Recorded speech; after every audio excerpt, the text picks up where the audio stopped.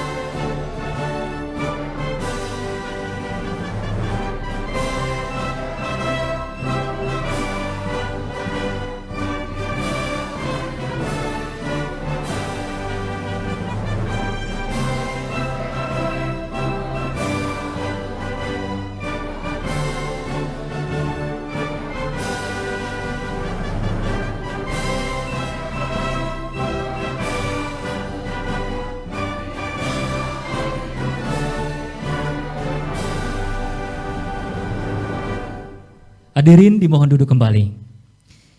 Dan terima kasih banyak teman-teman setelah menyanyikan lagu kebangsaan Indonesia menjadi lebih semangat. Bahkan tadi di screen kita lihat pesona keindahan laut, biodiversitas, dan itu harus kita jaga tentunya dan sangat cocok dengan tema pada hari ini. Oleh karena itu kita nanti akan langsung saja, tapi sebelumnya saya ingin memberikan pantun dulu Bu Direktur ya. Pergi mendaki Gunung Daik, melepas jerat, kancil dan rusa, menjaga lingkungan amalan baik, elok diamalkan sepanjang masa. Nah, caranya tepat sekali ya hari ini ya, luar biasa Ibu ya. Nah karena kira-kira untuk sebagai pengantar keynote speech ya, pembicara kunci pada hari ini akan menyampaikan apa, biar kita juga dapat bekal nanti. Langsung saja. Yaitu keynote speech Mira Taiba ST MSII selaku PLT Dirjen Informasi dan Komunikasi Publik Kemkominfo, dan pada hari ini diwakilkan oleh Ibu Direktur Informasi dan Komunikasi Perekonomian dan Maritim Kemkominfo RI, Ibu Septriana Tangkari. Kepada Ibu kami silahkan dengan segala hormat. Baik, bismillahirrahmanirrahim. Mungkin saya duduk saja ya, sekaligus saya paparan, mungkin lanjut ya Pak Eko ya. Terima kasih banyak. Bismillahirrahmanirrahim. Assalamualaikum warahmatullahi wabarakatuh. Salam sejahtera untuk kita semua. Salam, Om Swastiastu, Nama Budaya, salam kebajikan, dan salam sehat untuk kita. Pertama-tama yang saya hormati Asisten Deputi Pengolahan Sampah dan Limbah Kemenko Marves, Bapak Rofi Al-Hanif. Yang saya hormati Ketua Transhero Indonesia, Chapter Jakarta, Bapak Igusti Krisna Aditama. Terima kasih banyak Mas sudah ikut bergabung. Kadang-kadang kalau anak kaula muda ini tampilannya pasti semangat kita. Tepuk tangan dong untuk Mas Krisna. Ya, ketiga ada pengelola bank sampah Vida Bekasi, Ibu Nia Kurniasi. Terima kasih banyak Ibu, karena kita yakin kalau sudah ada pengelolaan sampah pasti Indonesia akan bersih. Serta adik-adik milenial yang saya banggakan yang berada di lokasi abnormal dan yang mengikuti melalui Zoom meeting. Mungkin sudah berapa jumlahnya dari Zoom meeting, boleh saya tanya? Terima kasih banyak adik-adik yang telah ikut hadir dalam Zoom meeting kita kali ini dalam suatu program yaitu Creative Talk Pojok Literasi dengan judul Cintai Lingkungan, Pilah Sampah dari Rumah Yuk. Nah, jadi kita memang harus bisa memilah-milah sampah karena memang sungguh suatu kebahagiaan bagi saya hari ini Bapak dan Ibu bisa hadir bersama-sama kita. Adik-adik milenial yang hebat yang memiliki suatu karakteristik yang sangat berbeda karena punya, kalau milenial ini selalu dibilang orang yang serba bisa. Orang yang serba semuanya bisa dilakukan. Karena apa? Sambil megang handphone aja mbaknya bisa jadi wartawan, kan? Saya bersyukur hari ini. Mungkin mbak banyak followernya dan saya ikut jadi ngetop juga nih gitu. Alhamdulillah kan gitu loh. Bisa jadi apa lagi sih millennials nih? Gamers, bisa jadi tiktokers, bisa jadi vlogger, vlog dan yang lainnya. Maksud saya tuh seluruhnya ada di tangan kita dengan menggunakan satu gawai dan satu jari. Hidup dunia itu sudah di tangan kita. Jadi tapi dengan adanya teknologi juga mesti berhati-hati karena teknologi bukan saja sebagai hal yang harus kita bangga-banggakan, tapi teknologi itu adalah sebagai alat. Saya selalu bilang teknologi itu alat, tools. Jadi kita bisa melihat bahwa hari ini dengan berkumpulnya adik-adik semua yang ada di sini maupun yang ada di Zoom link, saya merasa tadi kalau Pak Eko bilang udah 150 ya Pak Eko ya, mungkin bisa bertambah 170. Tepuk tangan untuk teman-teman kita yang hadir melalui Zoom link. Artinya ini suatu kebanggaan bagi kita saat ini bahwa anak-anak muda sekarang lebih cenderung ya Bu Hani, panggilnya apa Bu Nia atau? Nah, lebih cinta lingkungan dan sudah mulai merasakan bahwa ini saatnya ya kita berubah, saatnya kita harus tahu bahwa Indonesia itu negara ketiga terbesar pembuangan sampah plastik. Hello, kalau hari ini kita nggak menjaga atau adik-adik nggak menjaga, mungkin pada saat punya anak, ada calon-calon ibu, calon-calon ayah, pada saat nanti lihat rumah kita di depan tuh udah sampah semua. Ya kan, kalau kita nggak dari hari ini, kapan lagi? Dan kita mesti memulai dari saat ini juga, itu yang harapan kami. Adik-adik yang berbahagia, yang teman-teman semua yang hadir di sini, next saja langsung ke paparan saya. Survei dilakukan oleh We Are The Social and Hotset pada bulan Januari 2020 menunjukkan bahwa data yang menarik adalah jumlah ponsel yang ada di Indonesia. Jadi kita ini sangat banyak sekali adik-adik kita yang menggunakan ponsel. Ponsel yang digunakan ada 338,2 juta. Wow, kok bisa ya? Ya bisa, karena semua orang pasti ada yang 2 ponsel dan 3 ponsel, apalagi pengusaha. Saya nggak ragu di depan saya ini adalah orang yang entrepreneurship, technopreneurship. Jadi sambil duduk begini, ada pesanan makanan, ada pesanan jilbab, ada pesanan baju. Hello, hari ini kalau kita masih minta uang sama orang tua, nggak perlu lagi. Tapi bagaimana kita menjadi orang yang kuat, yang bisa memberikan rezeki kita kepada orang tua kita, itu adalah saatnya. Kalau dulu emang kalau orang tua itu udah kamu nggak perlu cari uang, nah belajar. Saya itu sampai nggak pernah main dan tidak pernah merasakan bagaimana rasa air hujan, karena kerjaan saya cuma belajar.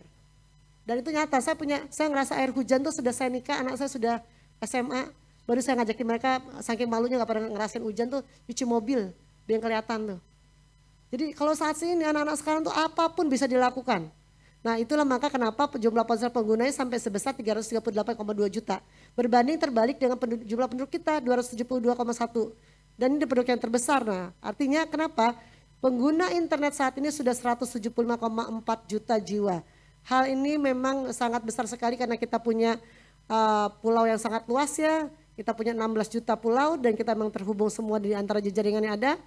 Kemudian jaringan itu juga sudah nyata jelas sudah terhubung dengan internet dari Sabang sampai Merauke, dari Pulau Nangas sampai Pulau Rote. Kemudian pengguna media sosial. Nah ini yang saya lihat tuh ada 160 atau 59%. Hal ini memang harus kehati-hatian kita pada saat kita harus menggunakan medsos. Medsos ini adalah sebagai juga penunjuk arah kita, sebagai rutinitas hidup karena segala sesuatu bisa kita cari dari medsos, bisa kita cari dari paman Google, kakek Google. Tapi pada saat juga itu bisa menjadikan sesuatu bumerang untuk kita. Pada saat kita harus menyampaikan data pribadi kita. Data pribadi kita kan sering nih kalau kita di Facebook atau sekarang nggak pakai Facebook Bu, sorry ya, udah nggak zamannya. Oke kita pakai apa nih media sosialnya, pakai Twitter, kemudian pakai podcast, pakai apa lagi, pakai IG. Tapi kita sering, oh ya saya lagi di rumah nih, alamat rumah saya di sini. Kita lupa menyampaikan data pribadi kita, padahal data pribadi itu adalah rahasia. Apalagi menyampaikan NIK, nomor induk pendudukan. Itu seluruh keluarga kita ada di sana. Pada saat teman-teman menanyakan bahwa ada ibu, bapak, ayah, apalagi nama gadis ibu kita. Pada saat di bank coba kalau kita mengisi mau daftar di rekening di bank, pasti ditanya tuh nama ibu kandung kita lagi gadis itu siapa. Pada saat Anda memberikan data pribadi kepada seseorang, maka saya selalu bilang tuh Bu, ada potongan harga nih, misal di mall tuh sering kan, potongan harganya gak seberapa, data kita sudah disedot sama dia. Bu ada potongan harga minta KTP, nggak perlu deh, atau kalau kita mau ngasih di fotokopi kita hapus tuh nicknya gitu loh. Itu yang paling utama, karena kalau nggak itu ya kita udah semua hidup kita sudah di luar di rumah orang lain. Nah itu yang harus kita pahami bersama. Next saja kita bisa melihat bahwa saat ini rata-rata waktu menggunakan media sosial per hari. Nah ini utamanya adalah kalau misalnya dulu tuh menggunakan internet tuh 7 jam 59 menit. Artinya kan 8 jam, tapi hari ini mustahil hanya 8 jam. Dari melek mata, ini saya yang sudah baby boomer ya, istilahnya tuh bukan milenial, tapi segitu melek mata tuh langsung Pak Eko jam 4 pagi Bu, kita mau rapat, pasti sahur-sahur tuh masih melek gitu udah bilang, Bu besok pagi kita acaranya jam sekian ya Bu. Itu adalah sesuatu, kemudian apa? Dari pagi kita sudah ngerjakan tugas, kemudian siang meeting, dari pagi sampai malam sampai jam 10 malam, kadang-kadang saya jam 10 malam tuh masih meeting. Jam 11-an tuh kadang-kadang ya begitulah. Jadi saya rasa udah gak mungkin 7 jam lagi, apa 8 jam lagi, udah pasti lebih daripada 12 jam. Kemudian kita bisa menggunakan media sosial 3 jam. Kayaknya gak mungkin ya 3 jam tuh. Orang kita ngejawab WA teman kita aja, apalagi dengan bebeknya ya, dengan ayang-ayangnya tuh pasti deh. Udah gitu, ya udah makan belum, sambil nulis, diresapi gambar-gambar bunga. Kalau saya jadi cewek saya gak mau dikasih bunga. Gambar bunga yang dia tuh emotion ngapain, bunganya bunga beneran gitu loh. Kalau ini dirayu, apa kabar sayang, aku kirim bunga ya, dia seneng banget tuh, udah bangga banget, aduh pacar gue sayang banget ya, hello. Kalau cuma kirim bunga gambar doang, orang tua kita lebih sayang sama kita ya dek, itu harus diingat. Kenapa kadang-kadang orang tuh lebih sayang kepada orang yang baru kita kenal daripada dibandingkan orang tua kita yang memang dari dia melahirkan, dari kamu belum ada dia berdoa sampai Anda sudah sebesar ini. Jadi jangan sia-siakan waktu, apalagi masih bulan Ramadan, bulan yang penuh berkah, bulan yang penuh suci, insya Allah segala sesuatu dikabulkan. Ya, minta doa sama orang tua kita, kalau yang masih kuliah cepat-cepat minta doa, Bun doain saya supaya saya cepat lulus kuliah. Kalau yang belum punya pacar, belum punya calon, Bun doain saya ya sudah kerja supaya saya dapat calon yang baik. Nggak ada ruginya meminta sama orang tua kita ya. Kadang-kadang kita malu nih, tapi sama teman kita nggak malu ngomong apapun. Tapi sama orang tua kita kesannya ada jarak. Padahal beliaulah yang tahu siapa diri kita. Gitu ya. Nah itu yang saya bilang kalau menggunakan media sosial. Kadang-kadang ada juga nih anak nih mau minta duitnya. Mah minta duit ya.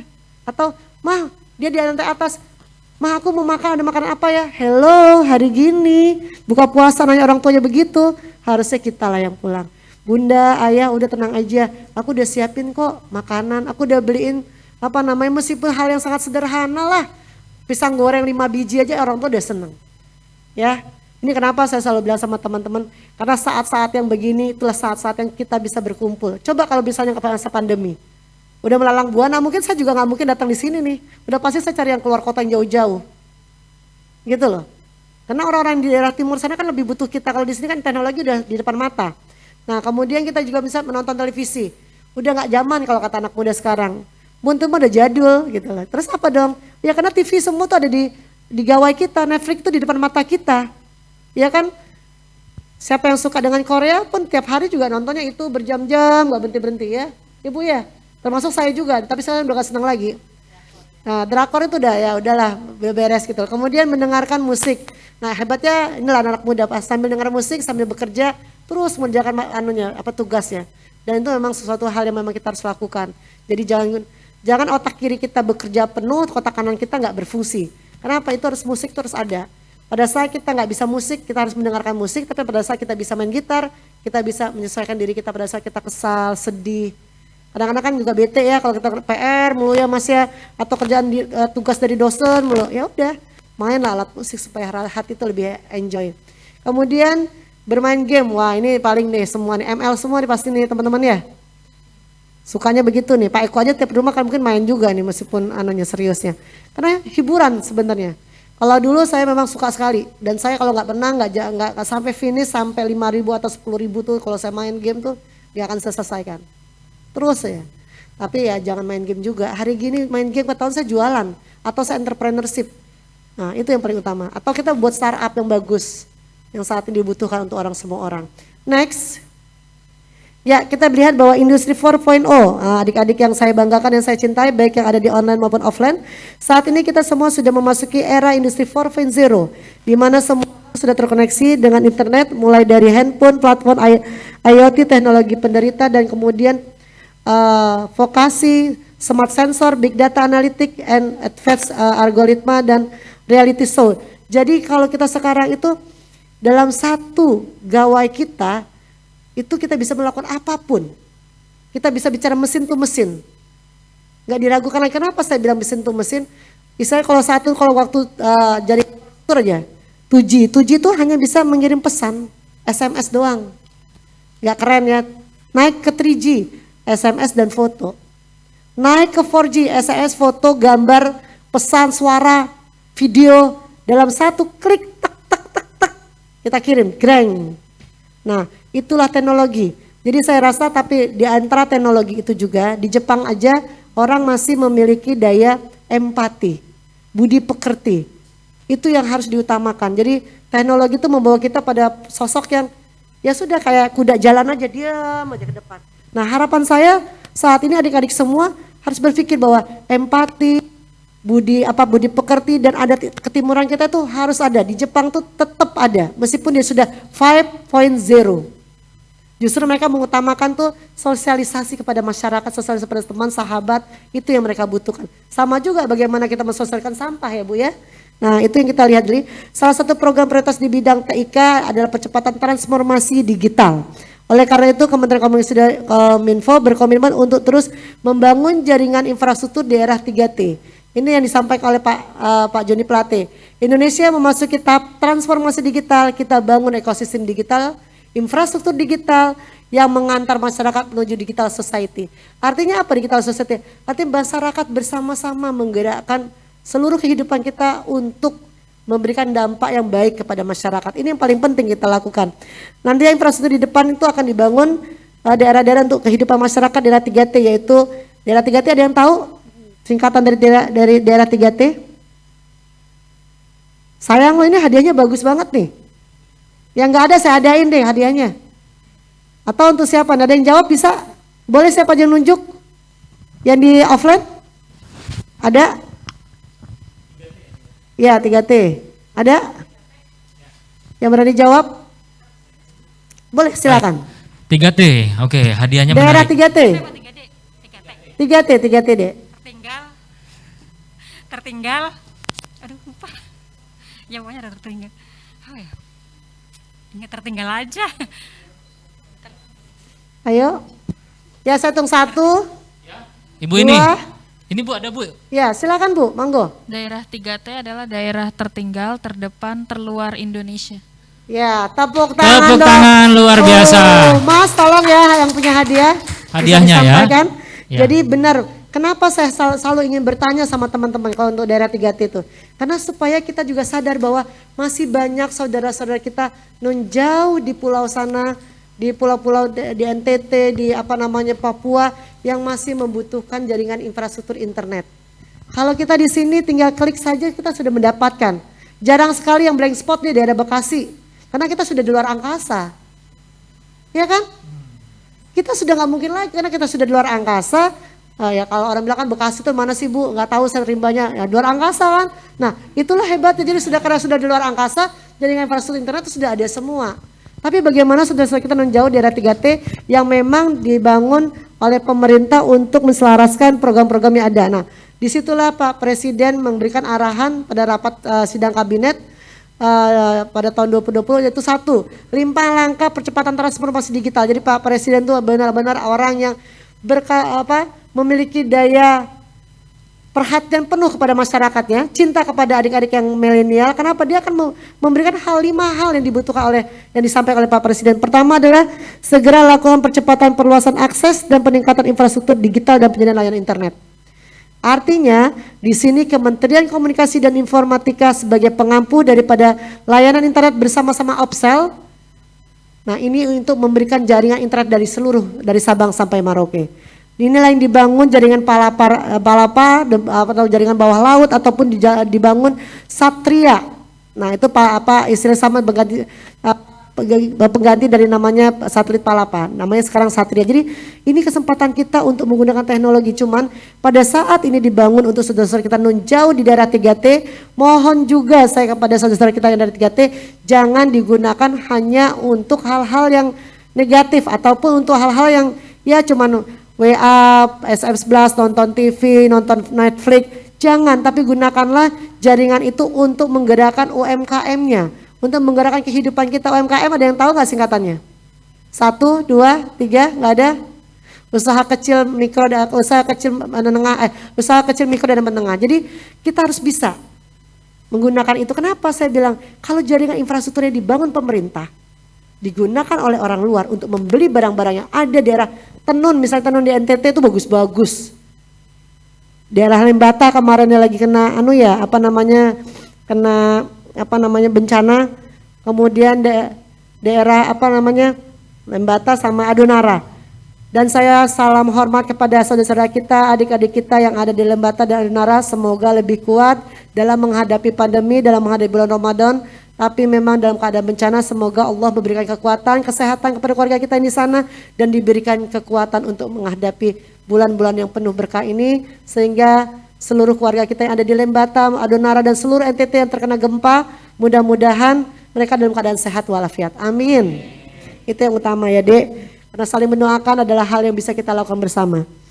Karena kita yakin Indonesia ini gotong royong. Kalau kita berdoa aja nggak mau gotong royong tuh ya kayak mana caranya? Kan begitu ya. Kemudian persiapan roadmap transformasi digital di sektor-sektor strategis baik di sektor pemerintahan, layanan publik maupun bantuan sosial, pendidikan, kesehatan. Nah ini yang saya bilang nih, hari ini pemerintah membangun jaringan infrastruktur yang digunakan oleh seluruh puskesmas. Ada 5.735 puskesmas yang ada di seluruh Indonesia. Di situ dibangun, kenapa diberikan jaringan kepada puskesmas? Karena kita ingin masyarakat kita sehat, masyarakat kita mendapatkan vaksinasi. Masyarakat kita pada saat sakit di satu daerah, kemudian mungkin dia ada dinas ke daerah manapun, misalnya dari Bekasi mau ke Jawa Barat, Jawa Tengah, Jawa Timur, pada saat kita terkena sakit, rekam jejak kita ada di situ. Nggak perlu, waduh Bapak sakit apa ya? Wah ini emahnya kumat nih, padahal bukan emah, mungkin karena lapar kali ya. Belum makan kan? Gitu loh. Santai. Nah, jadi saya bilang begitu. Jadi kalau kita lihat inilah kesempatan pemerintah membangun jaringan infrastruktur khususnya untuk kesehatan dan untuk yang lainnya. Kemudian percepatan integrasi pusat data nasional. Ini kita tahu nggak data NIK kita tuh ada di mana? Nah, saya sih nggak mau bilang, tapi kita bersyukur hari ini pemerintah berusaha untuk menarik data kita atau membuat data nasional. Jadi data apapun ada di Indonesia, di tanah air kita. Itu yang paling penting. Kemudian siapkan kebutuhan SDM talenta digital. Kementerian Komunikasi dan Informatika memiliki suatu program, itu adalah Digital Talent Scholarship. Jadi saya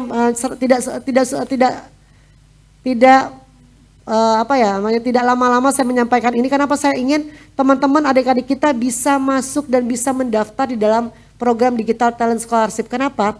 Saya meminta gitu untuk anak SMP atau SMK yang baru lulus. Kalau kita hanya lulus SMA dan SMK saja Dek, tidak punya sertifikasi, tidak punya keahlian, tidak punya istilah itu entrepreneur dalam diri kita, ya sudah kita dianggap orang ya cuma lulusan SMA toh, biasa aja. Akan sama halnya dengan teman-teman kita yang universitas. Lulus S1 itu sekarang sudah biasa saja, nggak luar biasa. Karena selalu orang tuh pasti S1. S2 ya sudah mulai.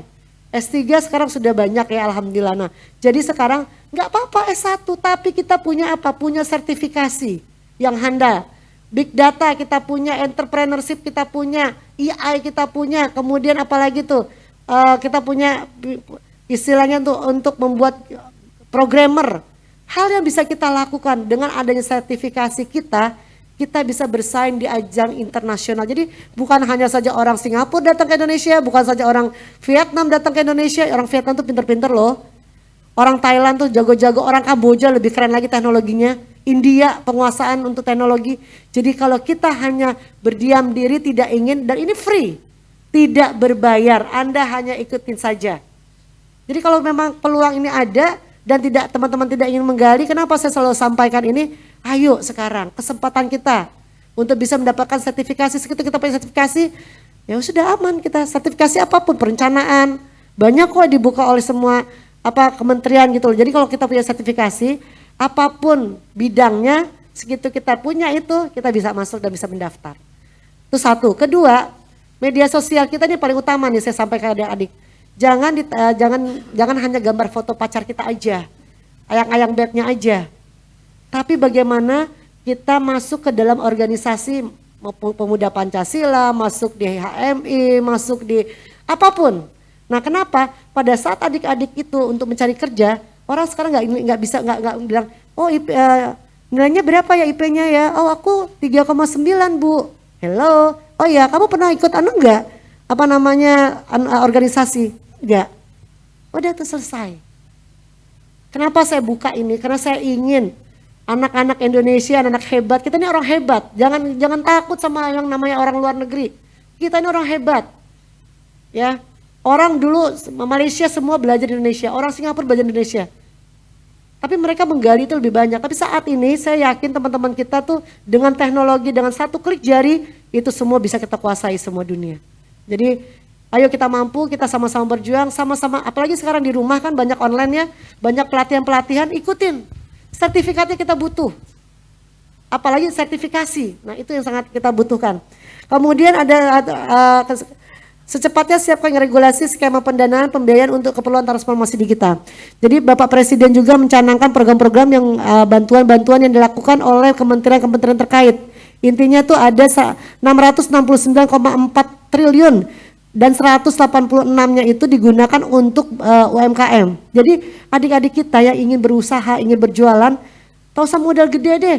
Kita minta ada banpres, kita daftarkan diri kita kemana hal yang kita daftar.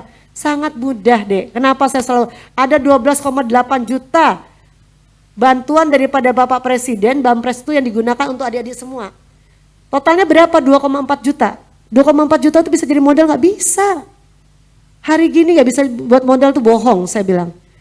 Saya tidak pernah malu bahwa jilbab yang saya pakai ini cuma 20.000. Tapi pada saat adik-adik kreatif pasangkan percat-percat kain, payet, monte-monte, harganya sudah 150.000, bisa jual 100.000. Kenapa enggak? Ini kesempatan kita. Jadi kalau kita hanya diam, tidak punya kreativitas, inovasi, hello, hari ini anak-anak muda yang keren-keren nih cuman ya udah terima aja tunggu uang. Bun, tak uang ya. Terus kalau nggak dikasih ngambek, tutup kamar. Gitu ya Bu ya. Kita kan orang tua ya Bu. Nah, gitu loh, itu pengalaman gitu ya. Tapi alhamdulillah anak saya malah dikasih uang nggak mau. Itu yang hebat, jadi kasih uang. Kak masih uangnya masih ada nggak Bun, cukup. Ya sudah, alhamdulillah saya pikirkan gitu ya.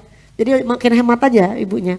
Kemudian percepatan transformasi digital sangat diperlukan karena saat ini kita sudah memasuki era masyarakat digital atau digital society, yaitu abad 21 yang kita lihat sekarang. Artinya saat ini kita sudah seluruh teknologi digunakan dalam satu kegiatan saja. Oke, kita bisa melihat ini transformasi digital, kita bisa menyampaikan bahwa aspek-aspek kehidupan yang kita saat ini rasakan adalah penggunaan dan pemanfaatan teknologi informasi dan komunikasi atau information and communication technology. Jadi seluruh kehidupan kita sudah biasa. Duduk di rumah aja kita, tau usah yang di rumah deh, kita di kamar mandi nih, lagi mau mandi, aduh lupa ya. Gak punya sikat gigi, gak punya odol atau odolnya habis. Tinggal kita pesen di Gojek, dianterin sampai depan rumah. Lagi di dalam kamar mandi, kita mau makan, duduk manis sudah datang tuh makanan. Kalau dulu bilang hantu ya, Nggak mungkin dong, masa makanan bisa jalan sendiri, bisa dianterin. Hari gini semuanya serba bisa. Kemudian apa? Terjadi pergeseran, pola pikir, pola sikap, dan pola tindak masyarakat dalam akses dan distribusi informasi. Sudah pasti dong hari ini kalau kita masih nggak gunakan teknologi, artinya nggak menikmati hidup. Yang tua-tua aja kayak saya ini umur udah 51 tahun, tapi dengan teknologi ya lumayan lah. Karena saya belajar juga untuk jaringan infrastruktur. Apa serat optik itu, kalau di sini serat optik masih besar-besar kabelnya. Di Jepang sehelai jari, dan itu masuk ke dalam jaringan bawah tanah tuh 200 meter di bawah tanah, dan mereka membangun jaringan infrastruktur di sana. Dan orang yang pertama belajar tuh ya alhamdulillah saya dikasih kesempatan untuk belajar itu. Jadi saya bilang wanita tuh apalagi Kartini sekarang jangan takut. Ayo kita punya kesempatan, kita punya asal kita mau berjuang dan mau merubah pola pikir kita bahwa kita mesti bisa untuk menjadi orang yang terbaik. Kemudian masyarakat Indonesia akan semakin mudah dalam mengakses informasi melalui berbagai platform teknologi digital dan juga menawarkan inovasi fitur dari medium yang ada. Wah nggak ragu lagi, semua fitur tuh banyak sekali. Apa saja ada. Aplikasi itu, aplikasi petani punya aplikasi. Nelayan punya aplikasi, UMKM punya aplikasi. Apalagi, sampah punya aplikasi. Untuk kucing saja, untuk binatang tuh kelompok kucing, itu ada aplikasinya. Untuk ikan, kapan dia makan, kapan dia jamnya, kita tetes sama aja kalau kita kasih makan apa tuh yang mainan yang kita kasih makan sendiri itu. Ada kan tuh yang gendut gitu loh. Ada yang tahu nggak? Nah, anak itu makanan zaman now tuh apa mainan zaman now kalau nggak salah ya. Oh, jadi artinya saya jadul ya, artinya bukan ya Mbak ya. Maaf ya kalau gitu ya. Oke, siapa di sini yang masih suka tidak menghabiskan makanannya? Berdasarkan sistem informasi pengelolaan sampah nasional pada tahun 2020, sampah yang paling banyak dihasilkan adalah sampah dari sisa makanan. Sampah sisa makanan berkontribusi sebesar 30,8% dari komposisi sampah nasional. Subhanallah. Banyak orang yang nggak makan, banyak sekali saudara kita di jalanan yang nggak bisa mendapatkan nasi. Banyak sekali orang-orang yang zaman COVID nih, orang tua kita di PHK, kakak kita di PHK, tetangga kita dan yang lain, tapi kita membuang makanan sampai dengan 30,8%. Kemudian menempati urutan kedua adalah sampah plastik sebesar 18,5%. Secara berurutan komposisi sampah berdasarkan jenis sampah selanjutnya adalah kayu, ranting, daun 12%. Saya cuma bilang bahwa ada kayu, ranting, daun 12%. Kalau ini dikelola, dibuat untuk bingkai foto, dibuat untuk gambar-gambar, dibuat untuk tempat kolam ikan kita. Wow, ini hal ini nggak kebuang harusnya sampah ini. Kemudian karet kulit 3,5%. Karet dibuang ya, biasa kalau kulit tuh biasa digoreng aja udah seneng ya, kerupuk kulit kan. Bener loh. Jangan salah teman-teman kalau bilang, Bu saya makan kerupuk kulit tali pinggang yang Anda pakai itu pun kadang-kadang digoreng tuh kalau sudah dilakukan tuh udah gak tahu lagi apakah itu emang dari tali pinggang atau bukan. Ini saya kasih tahu yang sebenarnya. Kemudian campuran sampah lainnya 12,8%. Buat kalian yang masih tidak menghabiskan makanan tolong diperhatikan ya. Nah ini saya minta, kenapa bumi kita sayang sudah menanam, orang tua kita sudah membeli tapi kadang-kadang kita tuh cuman hanya haus di mata. Sayang ya kalau kayak gitu ya. Oke, jika tidak habis, jangan malu kita bawa pulang. Untuk dimakan kadang-kadang kita nih gengsi, apalagi kalau udah sama pacar kita nih pesen semua nih, cowoknya bilang, pesen sayang, pesen, oh pesen semua nih makanannya Mbak ya. Udah pesen gitu, aduh mas aku cuma makannya sedikit aja, cuma dicolek asal doang. Kenapa? Jangan pesen kalau enggak. Kalau saya di rumah, ini sama anak-anak saya terus terang dari zaman mereka kecil saya selalu bilang, yang pesen tuh wajib menghabiskan. Enggak habis ya enggak pulang, ya udah enggak pulang saya tunggu. Sampai makanan itu habis. Dan itu sampai hari ini. Jadi pesen tuh anak saya pasti sharing ya bun, sharing. Atau kadang-kadang nggak makan, nggak pesen deh bunda aja yang pesen. Nah kenapa? Bukan karena pelit. Tapi itu adalah menghargai makanan dan menghargai jerih payah orang tua kita. Itu yang pertama. Kemudian selanjutnya sampah rumah tangga menempati urutan pertama sebagai sumber penghasilan sampah terbanyak pada tahun 2020. Dengan presentasi 32,4%, urutan kedua dari urutan itu ditempati di pasar tradisional. Nah, presentasinya 21,7% pasti. Kadang-kadang banyak sekali barangan yang nggak laku dibuang gitu aja ya. Itu sayang banget. Padahal tuh kalau dikelola sekarang tuh kan kalau nggak laku punya orang yang menampung. Kenapa saya bilang misalnya bayam nih nggak laku terus dibuang. Hari gini dibuang, dikasih tepung, digoreng lagi, dibungkus, dijual. Bukan barang sisa, tapi emang Pak barangnya nggak laku, mau dibuang saya ambil. Loh, hal-hal yang sederhana yang kita olah, asalkan mau lelah, pasti terbayar apa yang kita dapatkan. Kemudian secara berurutan sumber penghasilan sampah terbesar selanjutnya ditempati oleh pusat perdagangan 13,9, fasilitas publik 11%, perkantoran 9,9%, biasanya perkantoran ini kertas, dan kawasan lainnya sebesar 5%. Fakta ini menunjukkan bahwa sangat penting untuk memulai gaya hidup less waste atau bahkan zero waste untuk mengurangi beban pengolahan sampah di tempat pembuangan akhir. Di sisi lain, kenapa Bekasi ini kok baunya nggak enak ya? Karena kita ada tempat pembuangan sampah dan alhamdulillah saat ini sudah ada usaha dari Kementerian Menko Marves, Bu, sudah membangun jaringan. Jadi sampah itu dibangun untuk pembangkit listrik. Nah, ini adalah kebetulan juga. Jadi selain produksi sampah juga yang besar, salah satu permasalahan yang dihadapi di Indonesia dan dunia adalah sampah yang dibuang tidak pada tempatnya. Kesadaran masyarakat untuk sekedar membuang sampah pada tempatnya masih rendah. Hal tersebut ditujukan dengan fakta-fakta sebagai berikut. Nah, ini dia nih. Ini yang kita lihat nih. Pertama, jika plastik yang diproduksi tahun 1950 sampai saat ini dikumpulkan bobotnya sama dengan berarti 1 gajah atau 47 juta paus yang ada. 1950 sekarang kalau usianya sudah berapa tahun? Sudah lumayan ya. Kedua, dari total timbunan sampah plastik yang didaur ulang diperkirakan baru mencapai 10-15%. Serta 60-70 ditimbun di tempat pembuangan akhir atau TPA. Dan 15-30% belum dikelola. Dan alhamdulillah sekarang ini TPA tuh sudah memberikan dampak yang positif untuk kita semua.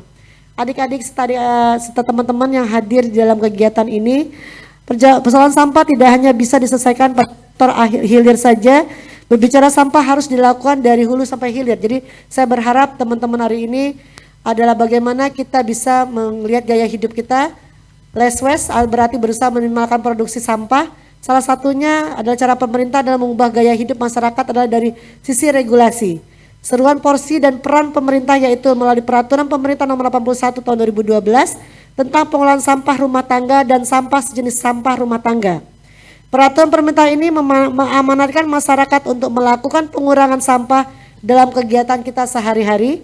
Tidak hanya mengurangi sampah tetapi juga penanganan sampah yang pasti paling sangat kita butuhkan seperti yang disampaikan pada PP nomor 81 tahun 2012 merupakan turunan dari Undang-Undang nomor 18 tahun 2008 tentang pengolahan sampah. Amanat utama pengolahan sampah adalah Undang-Undang nomor 18 tahun 2008 tentang pengolahan sampah ialah perubahan paradigma pengolahan sampah dari kumpul, angkut dan buang. Nah, ini yang paling penting.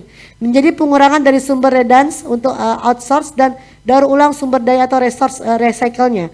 Harapan kita saat ini kita sering benar ya, alhamdulillah hari ini udah lagi puasa nih. Biasanya saya sering protes sama teman-teman, di depan wajah saya ini sudah ada aqua. Bukan anunya, sorry. Air botol. Nah, saya rasa saat ini ya kita mengurangi sampah, artinya kita harus membawa tumbler lah. Itu atau disiapkan di tempat-tempat ada kalau kita mau beli minuman ya kita sudah dikasih gelas yang khusus untuk tidak memakai tidak menggunakan plastik. Nah, itu yang harus kita lakukan bersama. Pendekatan yang maksud tepat menggantikan pendekatan end to pipe, apalagi sekarang sedotan tuh ada sedotan besi, dari besi ya kan. Kemudian ada dari bambu. Hal-hal yang sederhana tapi bisa mengubah diri kita.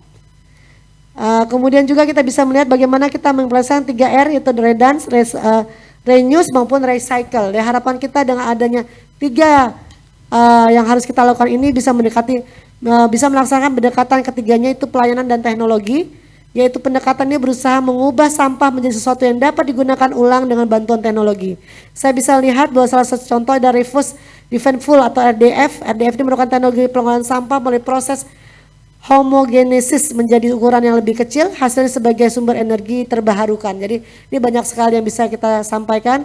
Saya bisa melihat bahwa hari ini tidak perlu panjang-panjang, yang harapan saya adalah bagaimana kita semua merangkum strategi komunikasi, informasi dan edukasi atau KIK, yaitu yang dibangun adalah membangun kesadaran, membangun gerakan food waste, lead waste atau zero waste atau 3R, membangun kebiasaan dan membangun budaya kita untuk kedepannya. Adik-adik yang saya cintai, hari ini besar harapan kami bahwa Kementerian Komunikasi dan Informatika mengajak seluruh teman-teman semua untuk bisa saling memberikan harapan pada kegiatan pojok literasi ini untuk terus-menerus menumbuhkan semangat dan kebaikan bagi semua elemen, mengedukasi generasi milenial dan masyarakat sehingga dapat menjadi masyarakat yang selalu optimis, selalu berbagi, berani membuat terobosan, dan selalu mengejar prestasi serta gotong royong. Kemudian demikianlah yang dapat saya sampaikan, marilah kita mulai bersinergi, berkolaborasi bersama sebagai pemangku kepentingan terkait lainnya. Kita harus bisa menguasai teknologi karena teknologi adalah suatu rumahnya. Artinya di sini dengan paparan saya yang ada, saya berharap adik-adik mari sekarang kalau emang ada sampah tuh bisa dijual kiloan ya Bu ya. 1 kilo itu untuk botol plastik yang besar itu terhitung 75 buah. Tapi kalau untuk yang kecil-kecil 275 itu 1 kilo kalau nggak salah. Nah itu udah lumayan, saya nggak tahu harganya, tapi sekarang tuh berapa Bu harganya Bu? Kalau yang botol besar, botol 60 mili? Nah 2.400. Hari gini ngapain kita malu sama orang? Orang gak kasih kita makan. Ya teman-teman, saya sih terus terang aja, saya gak pernah malu apa yang saya lakukan. Yang penting itu kita bisa bersikap jujur. Kedua, empati kepada orang. Gak apa-apa kita kumpulin tuh sampah plastik. Udah selesainya ada tuang sampah atau ada teman-teman, kita kumpulkan, uangnya kita sedekahkan. Hello, hari gini supaya semua orang mendapatkan berkah untuk kita semua. Mungkin itu saja yang dapat saya sampaikan. Terima kasih. Wabillahi taufiq wal hidayah. Assalamualaikum warahmatullahi wabarakatuh. Baik, berikan tepuk tangan yang meriah kepada Ibu Direktur Informasi dan Komunikasi Perekonomian dan Maritim Kemkominfo RI, Ibu Septriana Tangkari. Dari stylenya ya Bu ya, mungkin Ibu bilang baby boomer, tapi luar biasa stylenya itu kayak milenial ya, sepatunya, gayanya, bicaranya, adaptasi banget. Untuk itu kita berikan apresiasi, berikan energi positif, mudah-mudahan Ibu terus bisa menginspirasi kita semuanya, sehat terus, dan proyek-proyeknya, kegiatannya nanti lancar terus. Teman-teman sebagai feedback, sebagai pembicara karena juga menyiapkan banyak hal, ketika saya sebut 1, 2, 3, teman-teman yang online juga bisa melakukannya. Teman-teman berikan energi positif sebagai bentuk pujian terhadap Ibu yang sudah memberikan, memotivasi, dan ngomong kita nih sebagai anaknya ya, aku lihat tadi, termotivasi. Jangan diem aja, ayo dari duit, klik dari handphone itu. Jangan, ya itu kan termotivasi buat kita ya. Untuk itu kita kasih 1, 2, 3, teman-teman berikan mantap ke Ibu. Tangannya seperti gini, mantap. Gimana sebenarnya? Oke, baik. Oke. Sebagai feedback buat Ibu juga, dan Ibu motivasi juga untuk nanti ke depannya. 1, 2, 3, mantap. Berikan tepuk tangan sekali lagi buat kita ya. Terima kasih semua atas mantapnya, mudah-mudahan mantap tuh ada singkatannya. Mantap betul. Mantap betul ya Bu ya, mantul ya Bu ya. Mantul, mantap betul. Nah Ibu, karena kita juga ada satu pembicara yang juga dari tapi online, tidak mewakili di sini, yang kami hormati dari Asisten Deputi Pengelolaan Sampah dan Limbah Kemenko Maritim dan Investasi, Bapak Rofi Al-Hanif. Setelah ini nanti akan presentasi sekitar 10 menit. Namun sebelumnya kita akan pemberian plakat dulu Bu sebagai perwakilan. Yaitu kepada Ibu Nia Kurniasi selaku pengelola Bank Sampah Vida Bekasi, dan juga diwakili oleh Ketua Treasury Indonesia Regional Jakarta, Beli Ibu Krisna Aditama.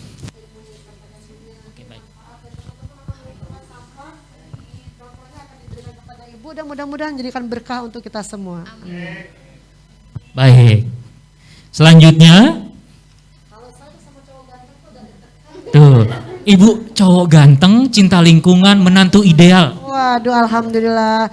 Ya Mas Krisna ya, mudah-mudahan dengan contoh yang memang nyata dari Transhero ya. Transhero ini bisa memberikan dampak yang besar, mengajak adik-adik kita, teman-teman kita, saudara kita, ayo sekarang jangan buang sampah sembarangan. Kumpulkan kalau kertas-kertas. Kertas bisa dijual juga Mas, koran-koran di rumah, botol-botol, kalau botol-botol yang bagus tuh yang dari beling, ayo dong kreativitas dilukis hari gini dan orang pasti beli. Insya Allah. Baik, langsung saja berikan tepuk tangan yang meriah untuk Mas Gusti Krisna Aditama. Ini tuh yang ganteng ya pembawa acara. Oh baik Bu, satu. Baik Bu, terima kasih banyak Ibu, luar biasa, ini satu kehormatan buat saya.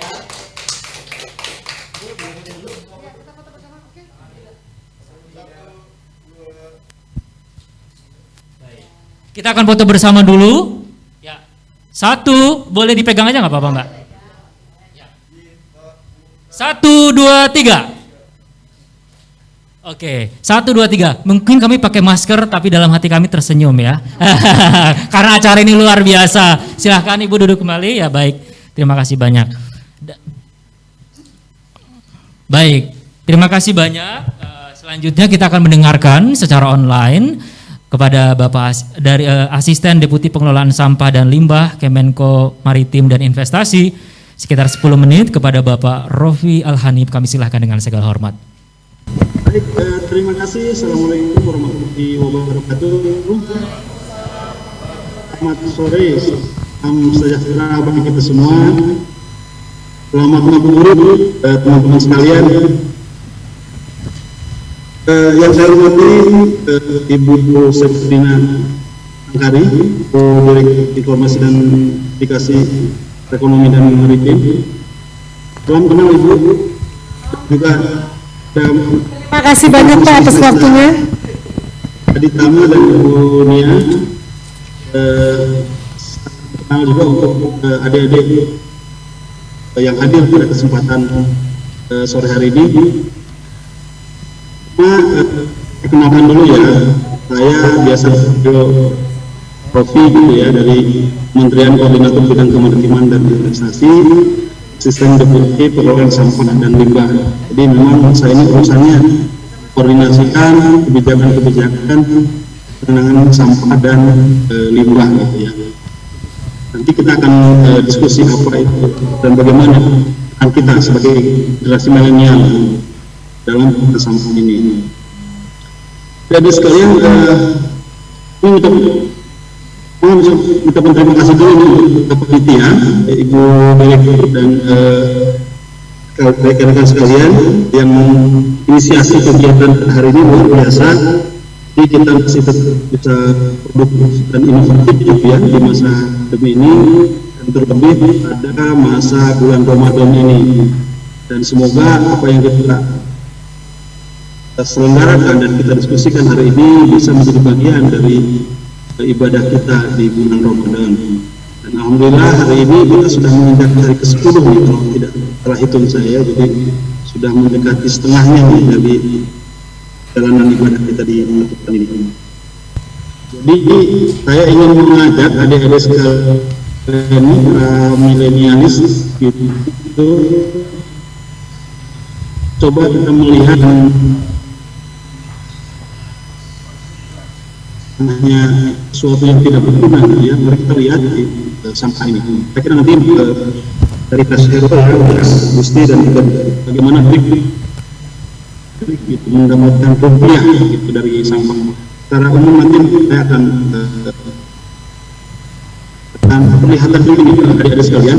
Mungkin adik-adik rangkum tentang di TPA-TPA hanya di hampir seluruh Indonesia kan, mungkin di jalan-jalan tertentu. Ini adalah masalah yang di depan mata kita gitu ya. Ini kenapa terjadi? Karena memang selama ini kita selalu beranggapan bahwa sampah itu bisa dari rumah kita, bisa dari aktivitas. Jadi tidak berharga kan kalau di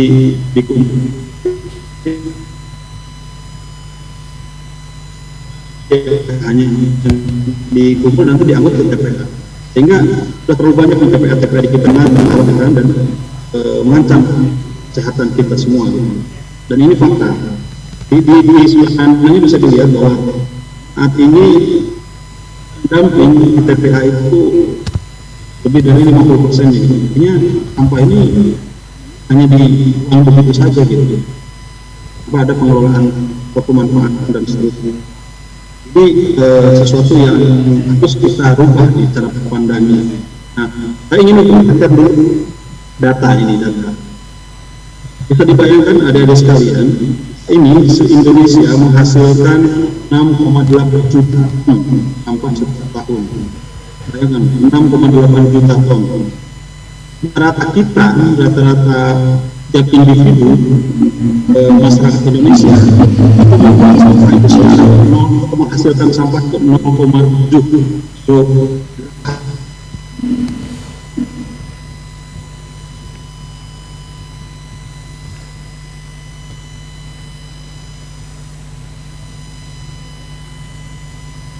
biasanya semakin tinggi kapita total masyarakat, sampah yang dihasilkannya pun semakin tinggi.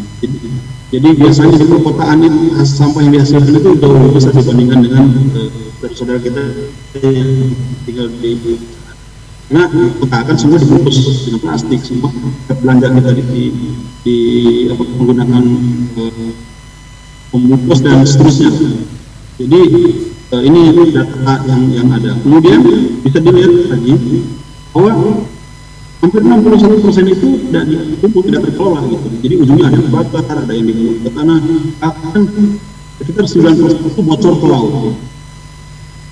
Bocor ke laut itu artinya dia akan masuk lingkungan, masuk ke sungai, sungai akan bawa dia sampai ke laut. Nah, akan dengan kondisi seperti ini, Indonesia itu kan ada mungkin di dunia dicap sebagai negara penghasil sampah laut besar 2 di dunia. Ini prestasi yang membanggakan tentunya ya. Sesuatu yang bagus gitu. Nomor 2 tapi jelek. Nah, ini yang harus kita koreksi ini. Bayangkan kurang lebih 620 sampah masuk ke laut setiap tahun. Semuanya dari mana? Ya dari kita ini semua. Jadi dia mungkin tidak pernah membayangkan kalau bungkus permen kita makan dari yang merokok gitu, uang puntung rokoknya di pinggir jalan, itu akan di ujungnya nanti masuk ke selokan, masuk ke ujungnya kan. Nah, seperti itu dan itu ratusan tahun tidak akan hilang.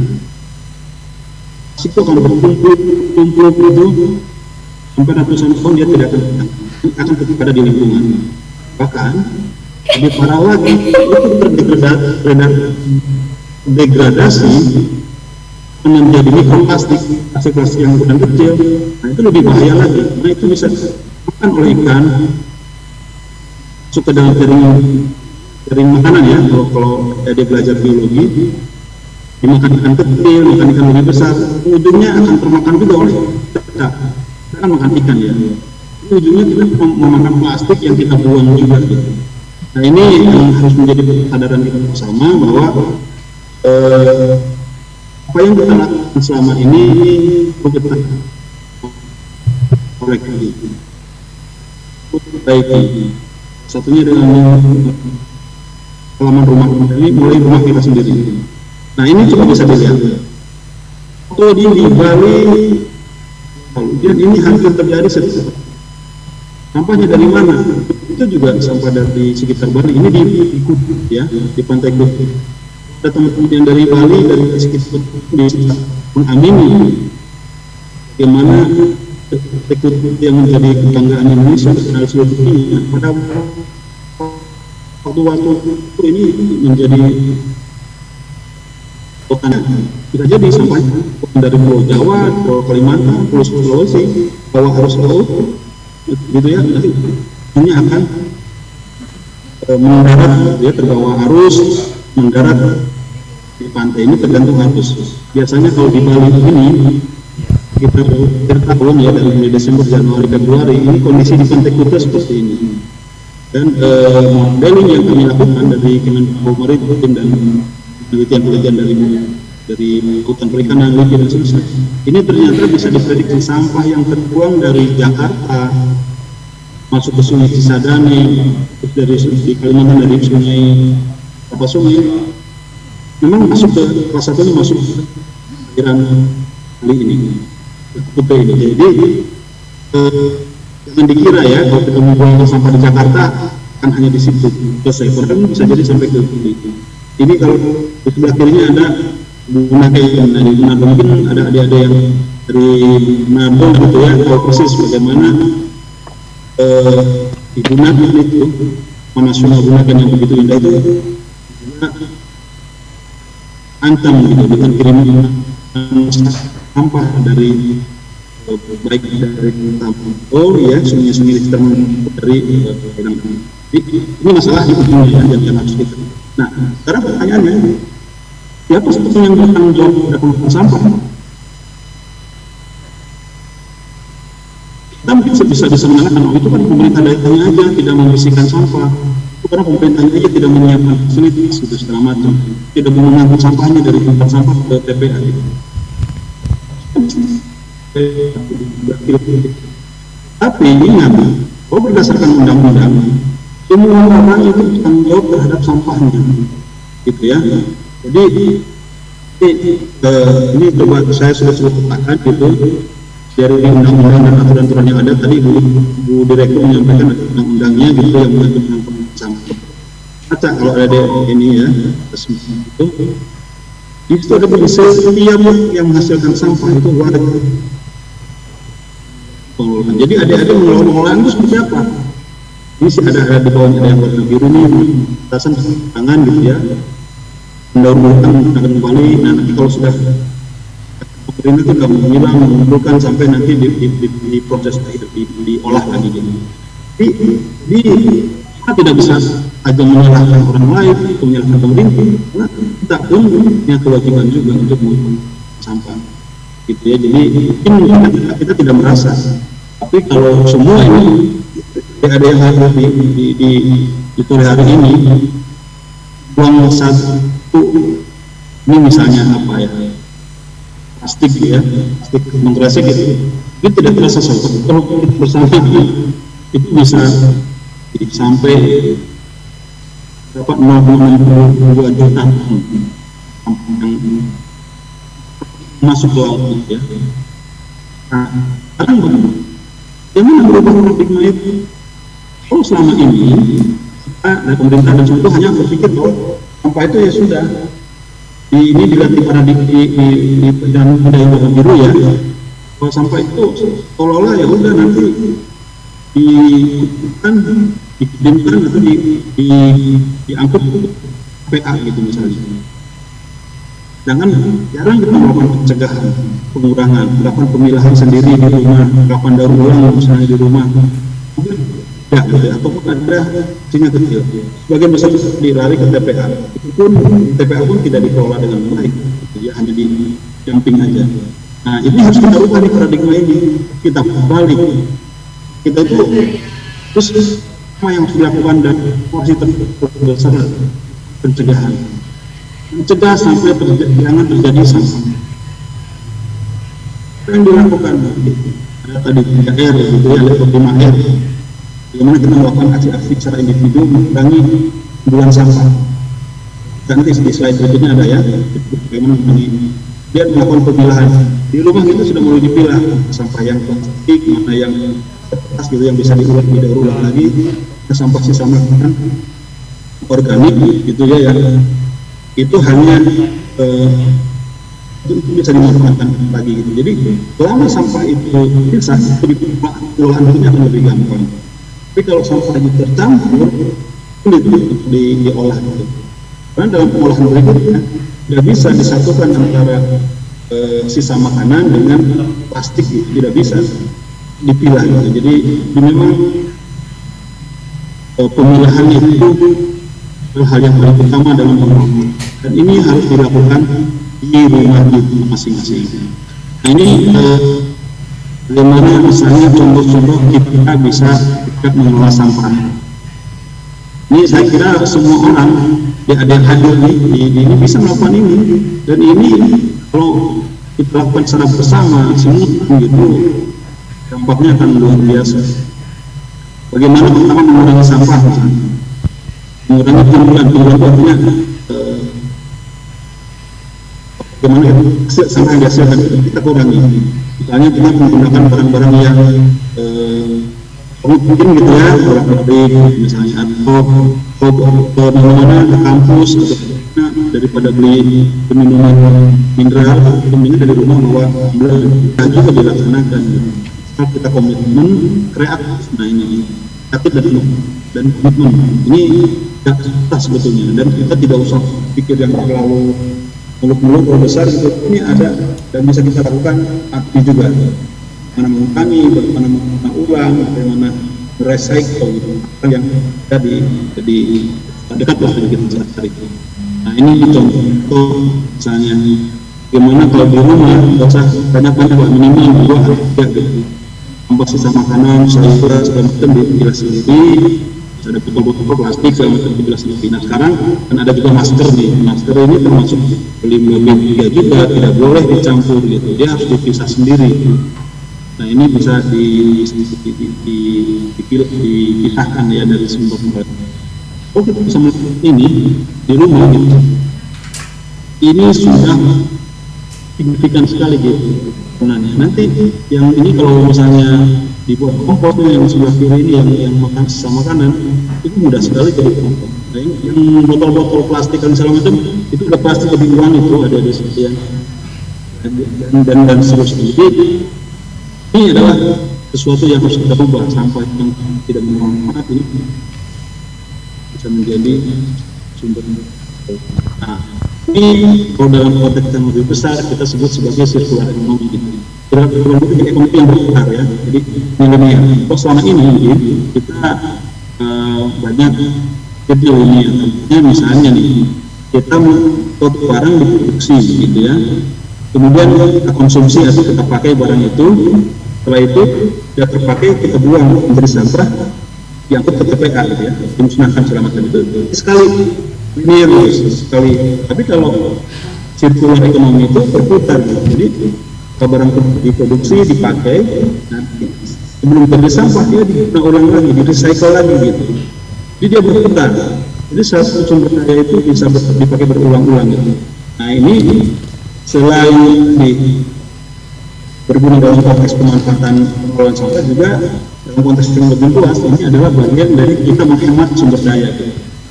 Di bumi kita ini kan dieksploitasi setiap hari. Nah, kita bisa melakukan sirkular ekonomi itu akan lebih irit. Nah, kita bisa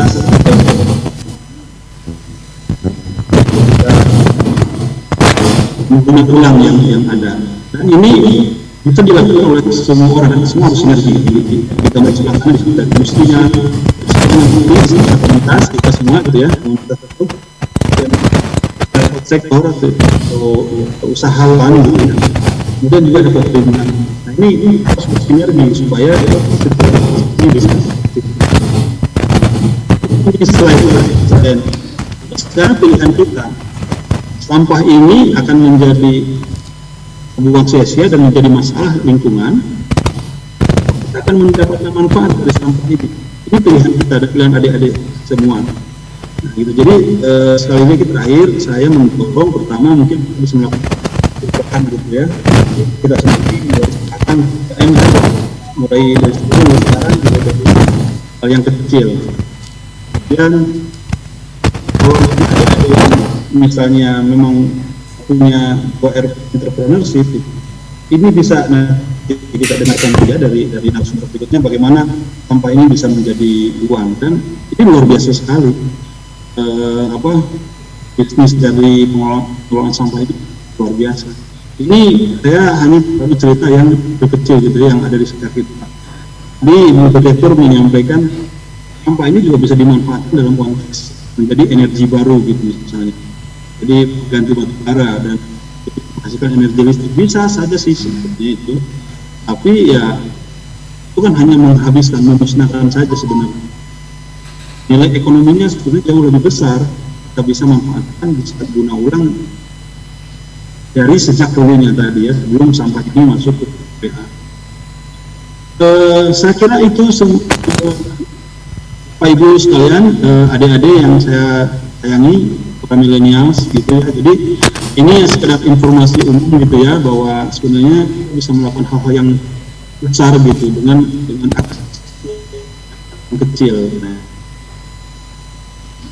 ini jangan buanglah sampah pada tempatnya gitu atau buanglah sampah waktunya gitu. Jadi kalau dibuang kesannya dibuang ke belakang gitu terus kita lupakan gitu. Menempatkan sampah ini pada tempatnya atau pada semestinya, nah, sampah ini bisa selain tadi hindari dampak negatif itu akan bisa menjadi manfaat. Saya kira itu akhir bagus sekalian adik-adik, mudah-mudahan bermanfaat gitu ya sebagai bahan pertimbangan kita dan saya siap untuk nanti berdiskusi lagi sekiranya ada pertanyaan dari adik-adik sekalian. Tutup. Assalamualaikum warahmatullahi wabarakatuh. Waalaikumsalam warahmatullahi wabarakatuh.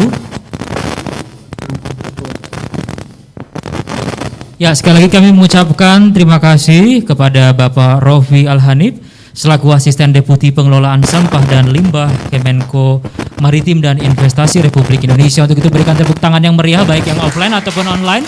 Teman-teman bisa memberikan jempolnya ataupun love-nya untuk Bapak Rofi Al-Hanif yang telah memberikan presentasinya pada sore hari ini. Nah, kita juga memberikan tadi terinspirasi biar atmosfernya tetap sama ya teman-teman. Saya tahu banget ini udah jelang buka di sini. Jauh supaya imbang, kita juga memberikan ketika saya sebut 1, 2, 3 terinspirasi dari Bu Direktur. Ketika saya sebut mantul, teman-teman harus bilang mantap betul. Boleh kameranya diarahkan biar Pak Rofi dan teman-teman yang ada di online juga mendapatkan semangat yang sama.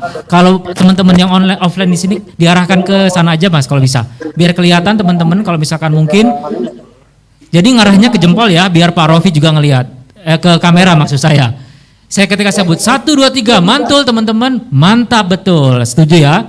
Siap-siap semuanya dan teman-teman yang online juga boleh tangannya jempol untuk Pak Rofi Al-Hanif yang share ke kita materinya dan bisa menjadi inspirasi. 1, 2, 3 mantul, mantap betul. Berikan tepuk tangan untuk kita semua yang masih tetap setia dan semangat untuk hari ini. Hadirin yang berbahagia, baik yang offline ataupun online, nanti akan ada sesi tanya jawab, tapi juga mengingatkan yang offline boleh kok gerak-gerak mendokumentasikan untuk mendapatkan door prize pada hari ini. Mendokumentasikan apa saja kira-kira kegiatannya, diposting di feed IG. Dan teman-teman juga jangan lupa saya ingatkan untuk memfollow akun Pojok Literasi di JIKP, boleh dimunculkan ya Pak ini di layar, Saku Informasi di JIKP, dengan hashtag Pojok Literasi Bekasi, PL Bekasi, dan hashtag Pilas Sampah Bekasi, di mana nanti teman-teman juga boleh memposting segala sesuatu yang menarik, dan tentunya nanti akan dapat hadiah online H+1, dan teman-teman yang melakukan pada hari ini offline di sini, hadiahnya nanti di akhir acara. Jadi ayo, mumpung banyak hadiah menarik. Langsung saja bintang tamu yang sudah kita tunggu-tunggu. Selanjutnya, Mbak Nia. Oke, nanti teman-teman juga boleh tanya ya. Silakan Mbak, boleh diambil mic-nya. Sudah bersedia? Sudah siap? Insya Allah. Siap. Nah 10 menit saja, tidak boleh dari 10 menit karena kita juga waktu udah mau berbuka. Slide-nya tolong disiapkan. Assalamualaikum warahmatullahi wabarakatuh. Waalaikumsalam warahmatullahi wabarakatuh. Selamat sore menjelang maghrib kali ya.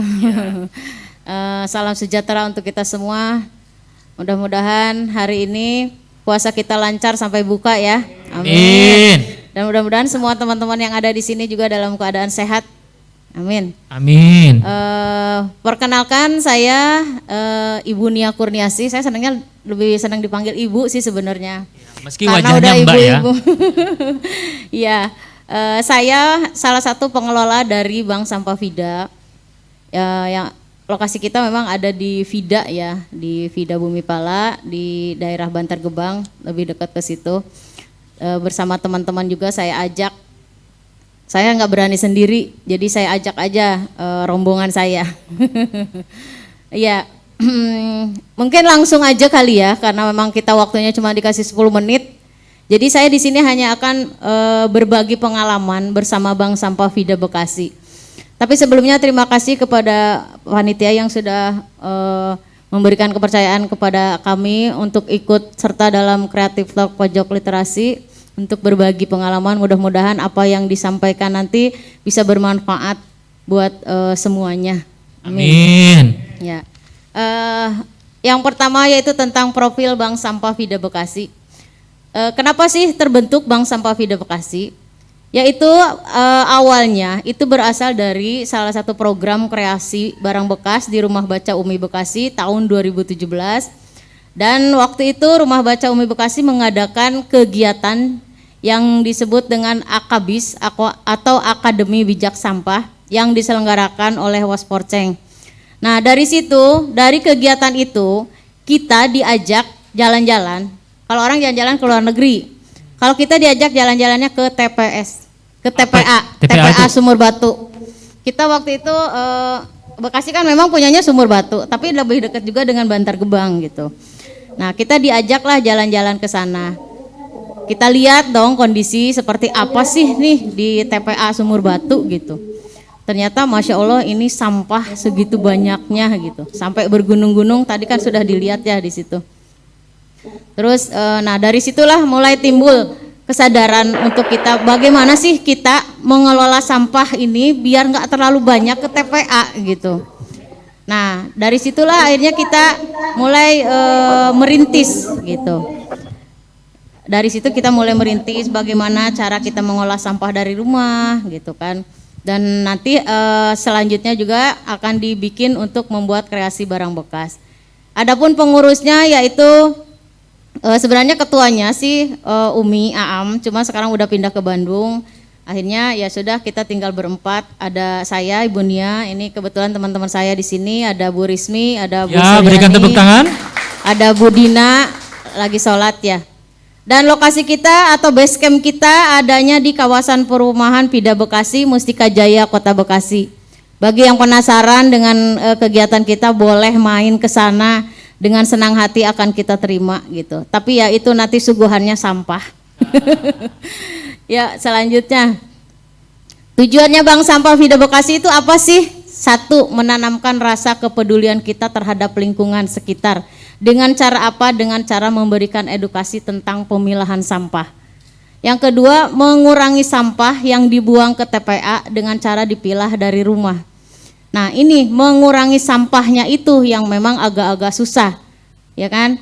Bagaimana caranya nih mengurangi sampahnya? Yaitu dengan cara dipilah gitu. Terus yang ketiga, memfasilitasi masyarakat sekitar untuk menampung sampah yang sudah mereka pilah dengan cara disetorkan dan ditabung sampahnya di bank sampah. Kalau bank-bank yang lain kan yang ditabung itu uang ya, duit gitu. Nah kalau kita yang ditabung itu sampah gitu. Tapi sampah itu nanti jadi duit gitu. Ya selanjutnya. Adapun program Bank Sampah Vida itu ada beberapa program untuk tabungan ya. Ada tabungan reguler, tabungan ini diambil 3 bulan sekali. Jadi kita nabung sampah, nanti kalau udah 3 bulan boleh diambil. Tapi dilihat dulu nih saldonya ada berapa sih, kalau udah banyak baru boleh diambil. Tapi kalau masih sedikit berarti jangan dulu deh, nanti aja kalau udah banyak gitu. Ada juga untuk program pendidikan. Tabungan ini diambil 6 bulan sekali ketika tahun ajaran baru. Biasanya bulan Juni sama bulan Desember ya. Terus yang selanjutnya program tabungan di hari raya. Tabungan ini diambil 1 tahun sekali sebelum bulan puasa. Jadi kita nanti punya bekal untuk bulan puasa, untuk hari raya buat beli baju lebaran. Kalau nggak buat beli daging. Lumayan. Nah, biasanya sih kalau yang sudah berjalan selama ini tabungan itu diambilnya pas hari raya gitu, sebelum hari raya gitu maksudnya. Jadi sebelum bulan puasa mereka sudah ngambil gitu. Nah untuk yang sosialnya paling tabungan yang bersifat infak, Bu saya mau nabung aja tapi nggak usah dicatat ya gitu. Nah itu nanti kita masukkan ke bank sampah gitu, nanti kita salurkan ke lembaga-lembaga sosial seperti Yayasan Yatim Piatu gitu. Nah kebetulan saya kan seorang guru taman kanak-kanak. Dan saya pun menerapkan kepada anak didik saya untuk memilah sampah di rumahnya. Dan sebulan sekali itu sampah dibawa ke sekolahan. Kemudian ditimbang, dapatnya berapa, nanti kita jumlahkan. Nah uangnya kita tabung. Setelah 10 bulan, pas kita mau bulan puasa, dapat berapa, nanti kita tambahkan dengan sedekah-sedekah mereka selama 1 bulan di bulan puasa itu.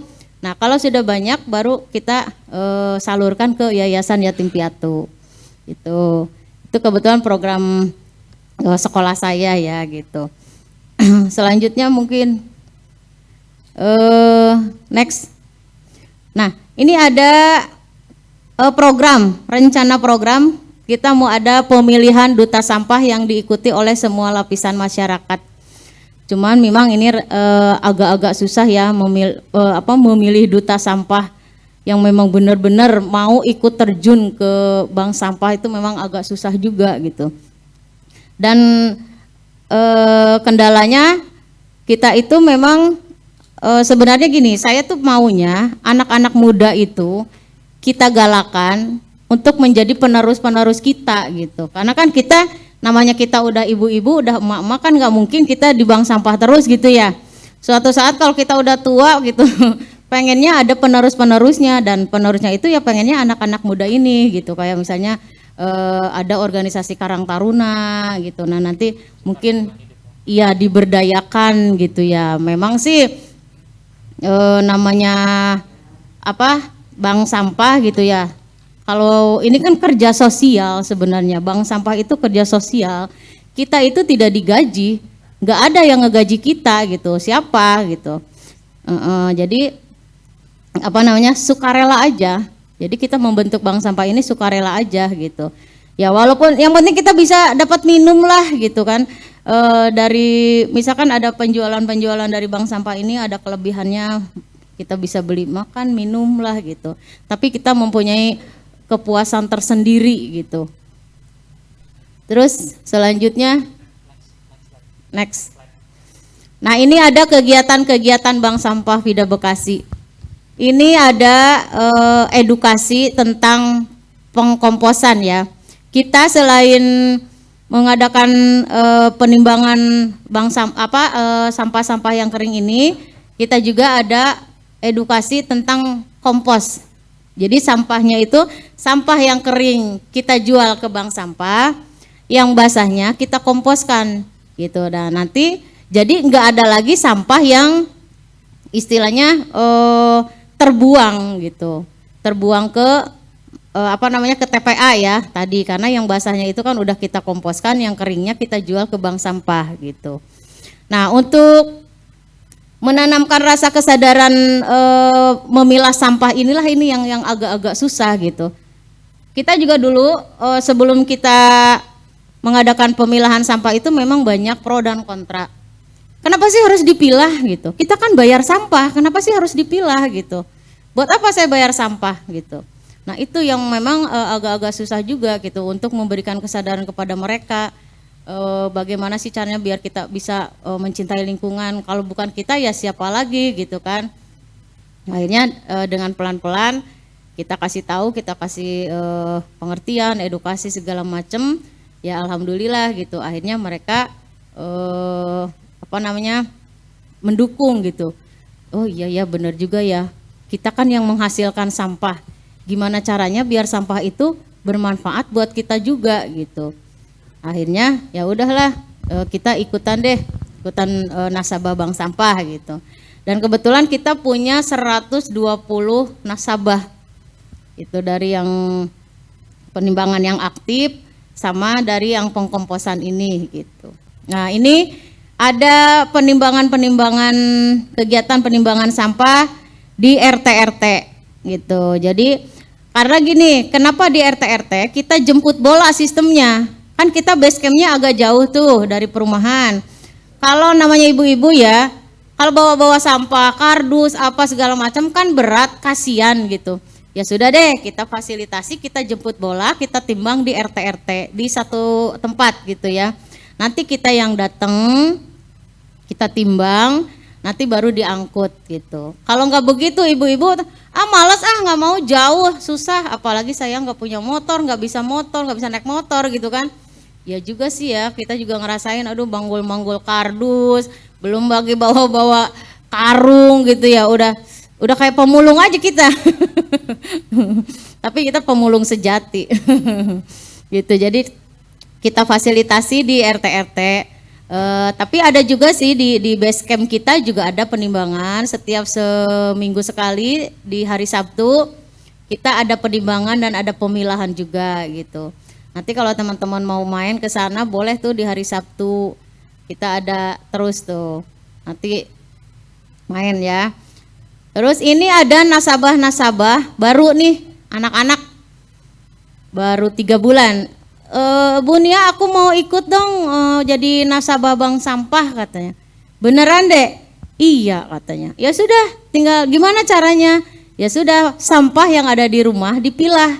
Yang misalnya laku dijual, jual ke bank sampah. Kalau yang tidak laku berarti jangan, masukin ke kantong. Kebetulan kan di perumahan kita itu ada program pemilahan ya. Jadi setiap rumah itu kita dikasih kantong khusus untuk sampah kering, ada sampah basah, ada sampah kering, ada sampah kompos. Jadi sampah yang ada di rumah itu kan ada 3 macam. Yang kering masuknya ke kantong, yang basah yang organik kita komposkan, nah sisanya residu. Residu itu yang dibuang ke TPA dan itu mengurangi sampah yang ke TPA gitu. Ya alhamdulillah efektif sebenarnya gitu, walaupun memang belum semuanya ya. Saya sih berharapnya seluruh Indonesia itu punya program seperti itu gitu. Nah untuk sampah-sampah kering yang masuk ke kantong itu bisa dijual ke bank sampah dan itu bisa menghasilkan nilai ekonomis ya lumayan ya gitu. Nah ini kembali ke anak-anak nih, coba ditanya apa sih motivasinya kenapa kamu ingin ikut bank sampah, nanti uangnya buat apa gitu. Aku mau ini ngajak mama naik haji, amin. Terharu banget. Ya Allah dari sampah dapat berapa sih deh, ya mudah-mudahan sih aminin aja, amin gitu, mudah-mudahan ya deh gitu. Ya harus rajin-rajin aja milah sampahnya gitu ya. Ya memang harus dimulai dari rumah gitu. Untuk edukasinya sendiri ya dari rumah-rumah dulu gitu. Memang rada berat awalnya, mama kenapa sih mah ini harus dimasukin ke sini nih, harus ke sini gitu. Tetap harus kita kasih pengertian juga gitu. Nah ini kegiatan kreasi dari sampah. Nah ini udah banyak, ada yang dipakai sendiri, ada yang dijual juga gitu. Terus nah ini kegiatan-kegiatannya tuh ada akabis, kita juga ada kampanye pilah sampah. Waktu itu ada Menteri Lingkungan Hidup dari Belanda yang datang ke Vida waktu itu. Dan kita ada di situ, ada kampanye pilah sampahnya ada di situ. Yuk selanjutnya lagi. Tadi kan kata Pak Rofi ya, itu kan bagaimana caranya biar sampahnya itu bisa bermanfaat, yaitu solusinya kita ini aja jual aja ke bank sampah gitu, ya kan? Nanti bisa menghasilkan uang juga nih dari bank sampah. Kalau memang biasanya sih kalau di perumahan-perumahan itu memang agak-agak susah juga sih ya, adanya bank sampah gitu, kadang nyari-nyari bank sampahnya agak-agak susah juga gitu kan. Nah mulai sekarang kalau bukan kita yang menjaga lingkungan, siapa lagi gitu. Nanti kan kita akan punya anak, punya cucu, apa sih yang akan diwariskan kepada mereka? Masa sih gunungan sampah gitu kan, masa sih kebocoran laut yang tadi tuh kan gak mungkin ya.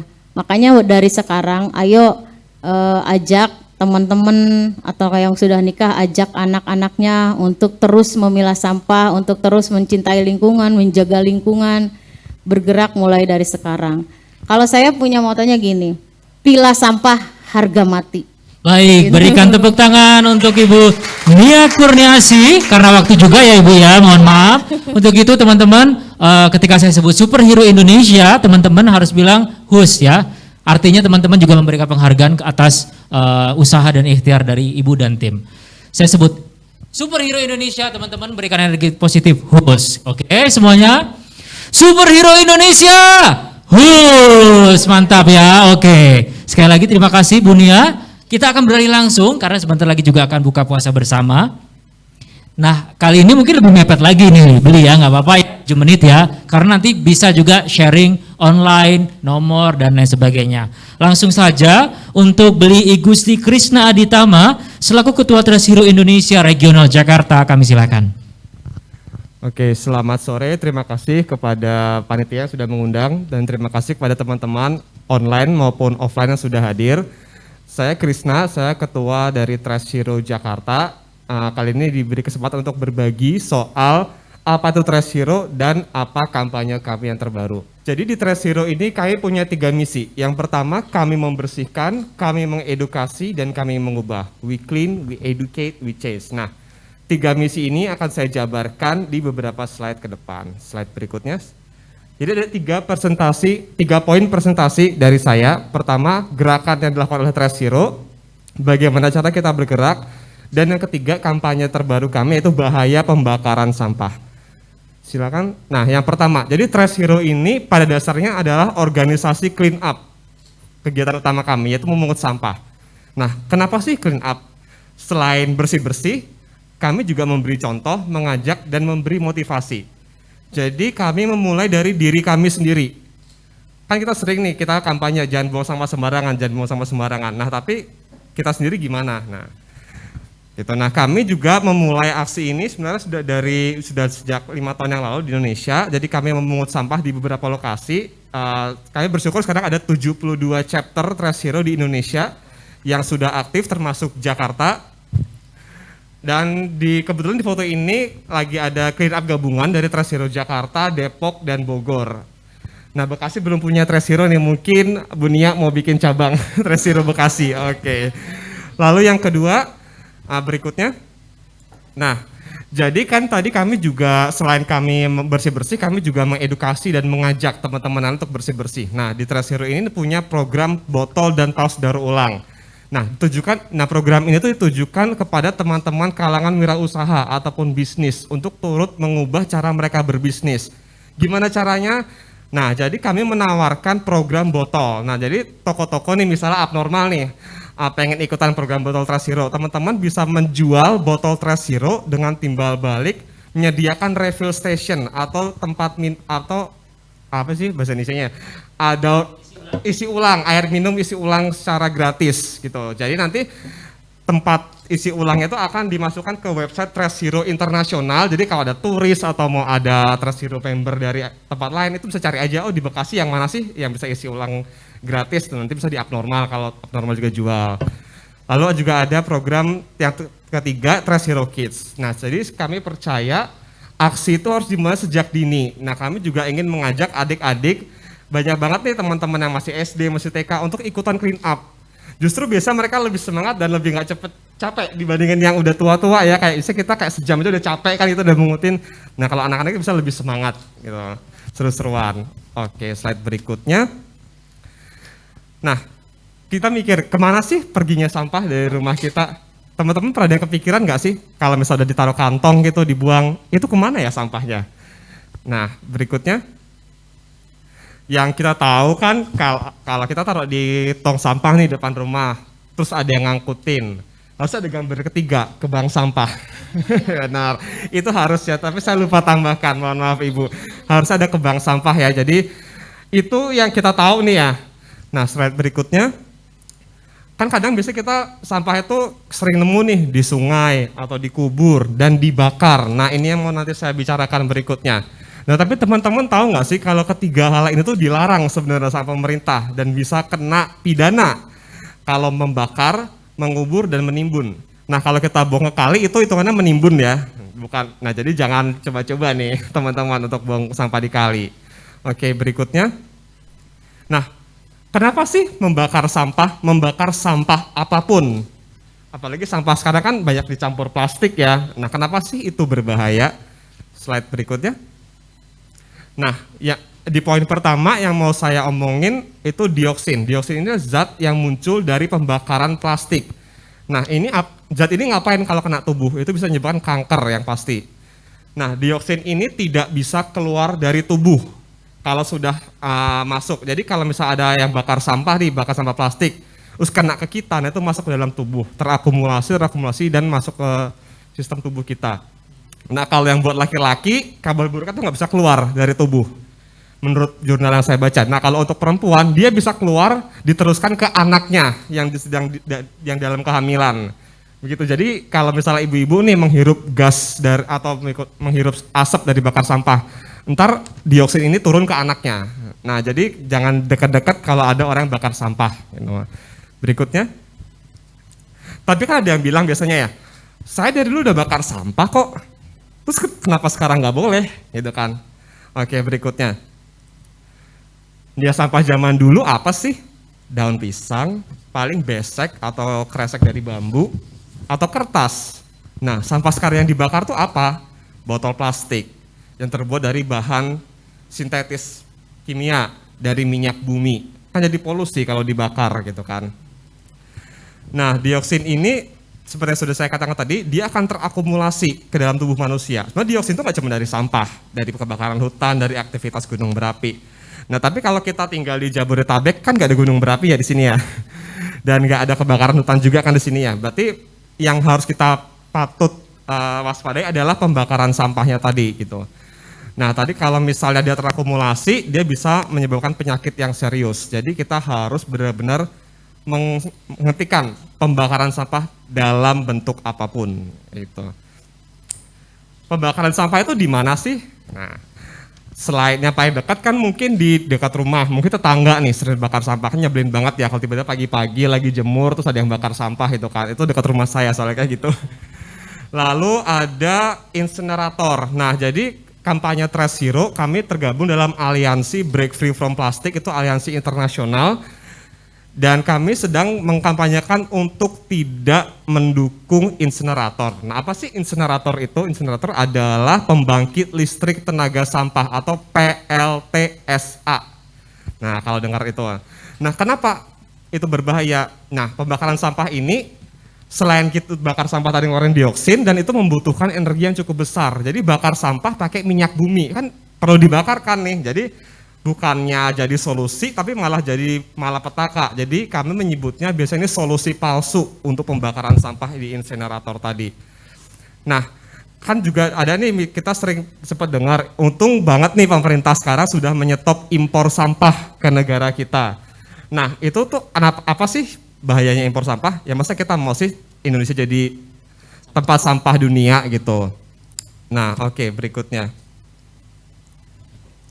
Jadi sempat ada berita yang sempat trending beberapa bulan yang lalu, ada tahu dan telur tercemar dioksin. Nah, jadi ada yang bakar sampah nih dekat pabrik tahu, dekat peternakan, bakar sampah, asapnya kena ke mereka. Kan kita makan ntar nih tahu, tempe, dan telurnya. Masa kalian mau sih makan racun gitu kan? Kan pastinya enggak ya. Nah, kalau dilihat dari siklusnya nih, sampah itu berasal dari pabrik, kita beli barang, kita buang, lalu kita bakar atau dibakar oleh beberapa orang biasanya. Dan hasil pembakarannya justru malah sampai ke kita lagi. Kan kita jadi rugi nih, kita udah mengotori lingkungan, kita malah menyakiti diri sendiri. Oke, selanjutnya. Ini slide terakhir, pesan dari Trash Zero ya. Dioksin dalam jumlah kecil saja itu sudah sangat berbahaya. Nah, mungkin kita lihatnya oke, mungkin cuma ada di satu RT satu rumah nih, tapi berapa rumah sih di RT lain nih yang misalnya bakar sampah gitu. Nah, jadi kita sangat menggalakkan di Trash Zero kampanye anti pembakaran sampah. Nah, gimana caranya? Itu adalah dengan cara mengurangi sampah. Nah, kami salah satu slogan Trash Zero yang sering kami pakai dalam setiap kampanye itu adalah zero waste atau memproduksi sampah sesedikit mungkin. Iya, memang susah banget. Bahkan saya juga sebenarnya susah banget, tapi kita harus bisa menuju ke sana teman-teman. Caranya gampang banget, bawa tas kemana-mana, bawa botol minum yang diisi ulang, menolak kresek misalnya kalau lagi bungkus makanan, hal-hal kecil aja nggak apa-apa. Gitu. Jadi kalau dari kami punya tiga tahap untuk menjadi pejuang lingkungan. Yang pertama kita harus mulai dari diri sendiri, yaitu kita harus memberi contoh ke orang lain. Nah, tahap kedua adalah kita harus mengajak tetangga nih misalnya yang paling dekat. Kalau saya biasanya suka yang bikin kaget orang itu adalah kalau saya ke warteg di Lauk, saya pakai kotak makan gitu. Ditanya kan, ngapain mas pakai kotak makan? Ya biar nggak jadi sampah dong. Itu kan dilihat orang-orang nih, nah itu kan mengajak. Dan yang ketiga adalah menuntut perubahan sistem. Jadi kita nih kalau ya kan teman-teman udah sempat dengar pasti ya kebijakan untuk tidak menggunakan kantong plastik di minimarket. Nah, salah satu yang mendorong itu adalah Aliansi Zero Waste Indonesia. Itu pertama kali di Bali, jadi Gubernur Bali mengesahkan peraturan untuk tidak menggunakan kantong plastik sekali pakai di supermarket.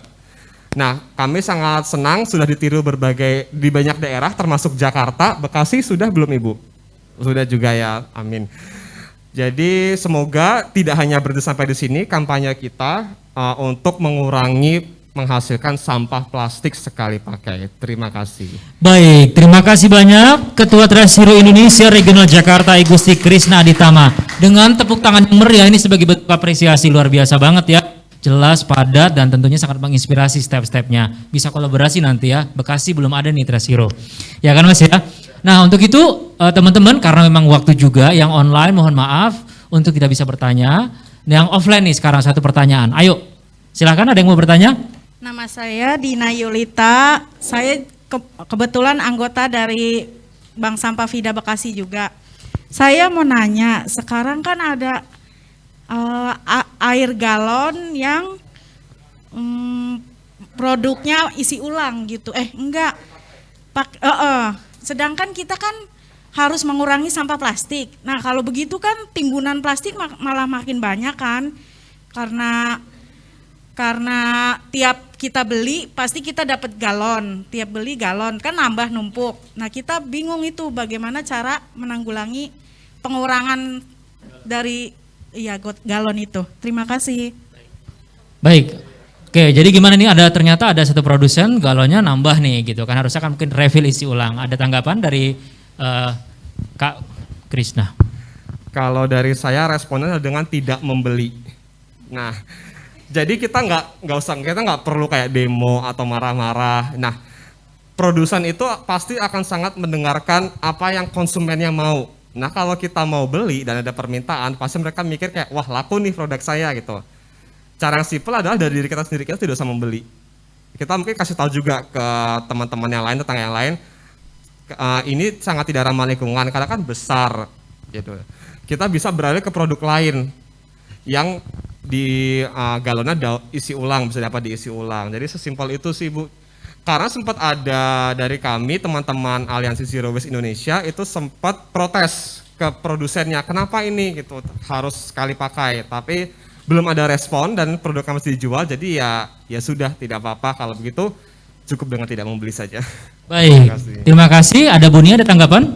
Ya, karena dampaknya memang larinya ke bank sampah juga itu, galonnya ya. Tapi kita sih berusaha, karena itu udah dibeli gitu ya, udah terlanjur. Ya sudahlah, kita daur ulang menjadi bikin pot bunga lah atau apalah gitu. Kita daur ulang aja gitu. Tapi itu benar, jangan beli. Mengurangi. Ya. Baik, terima kasih atas pertanyaan dan jawabannya. Mohon maaf untuk Pak Asisten Deputi Pengelolaan Sampah dan Limbah Kemenko Maritim, Bapak Rofiel Hanif. Mungkin karena waktu jua tidak bisa menanggapi seperti itu. Dengan berakhirnya pertanyaan tadi, teman-teman, terima kasih banyak kehadiran baik yang online ataupun offline pada hari ini di acara Kreatif Talk Pojok Literasi. Cintai lingkungan, pilah sampah dari rumah. Sekali lagi terima kasih banyak, sukses juga untuk panitia yang mengadakan acara hari ini, sukses juga untuk kita, dan tentunya saya ada satu pantun terakhir. Dan teman-teman, sebelum pantun, semua pengumuman, hadiah dan lain sebagainya silakan dicek di @pojokliterasi ya.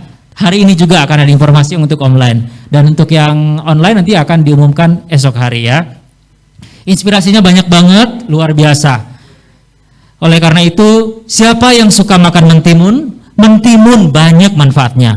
Anak muda jangan banyak melamun, karena melamun tidak ada gunanya. Yuk kita aksi dari diri sendiri, kita ajak di sekitar, dan tentunya cintai bumi. Satu kata terakhir, ketika kamu mengabaikan lingkungan, maka lingkungan akan mengabaikan kamu. Terus hidup untuk Indonesia, bumi Indonesia, cinta Indonesia untuk kita semuanya.